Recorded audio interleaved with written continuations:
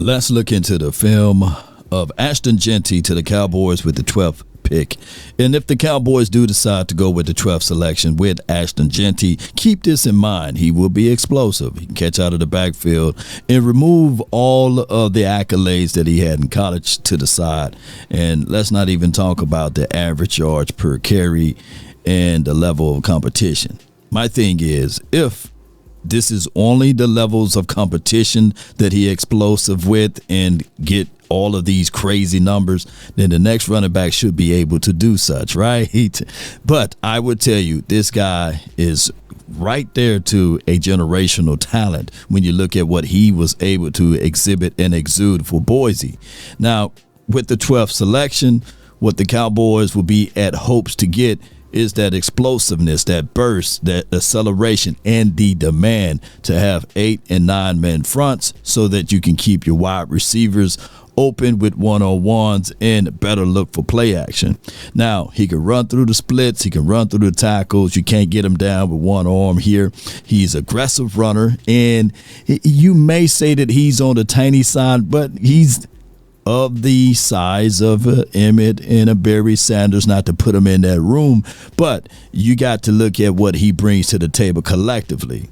When you going up against Genty, you got to know where he's at on the field, and he's that game changer, and he can take 5 yards and turn it to 15, and he can take 5 yards and turn it into a touchdown if necessary. So those are things that you have to collectively look at. And of course, with the 12th pick, you have 5 years with him to work with him, because with the first round draft pick, you know how that goes. Now, the Cowboys had a similar back coming out of college at the Ohio State University, and his name was Ezekiel Elijah Elliot. He was more of the bigger back, 6'1", 225, 228, give or take, and he was that explosive back for the Cowboys.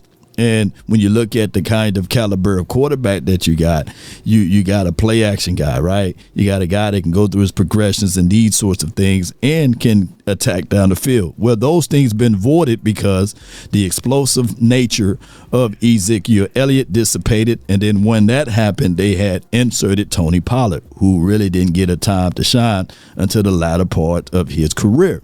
So fast forwarding to now, if you get an Ashton Genty, and if someone think that, hey, you got to take cheap shots just to get him off his game, then yeah.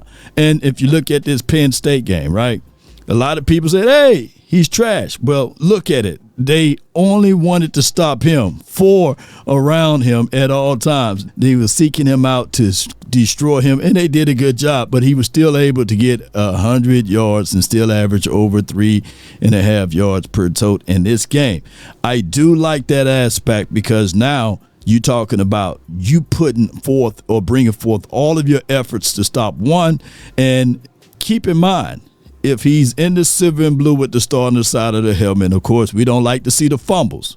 But I would love for teams to game plan around someone else outside of just trying to shut down CeeDee Lamb, right? Now this would create a situation and scenario that you have to focus on Genty. You have to focus on CeeDee Lamb. You have to focus on making sure that you knock Dak Prescott off of his marker. So now that's bringing more and more focused attitude to the table that you don't see with the Cowboys in the past. So that's why it will be beneficial for the Cowboys to draft Genty, because you bring in another weapon that other teams will have to think of. He's explosive. He got great acceleration. And, of course, he can make a little something out of nothing. And, of course, he's athletic. So we see all of those things. This should be a no-brainer if you really think about being explosive for the 2025 season.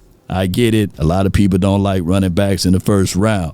But I'm going to tell you from here, you get Genty, you're going to get those bursts and acceleration, and you're going to get the mindset of a hometown kid wanting to be a hometown hero. And that's something that we have to all gravitate to. So it will be a no-brainer for the Cowboys to do the right thing at the 12th selection and go out there and grab an Ashton Genty. And if you look at the teams that's in the postseason, they have this unique thing. They have the ability to run the ball. Cowboy Nation, post me your thoughts, post me your concerns down below of Ashton Genty being the 12th pick for the 2025 season. DC for life, not for short. Let's get it. Peace.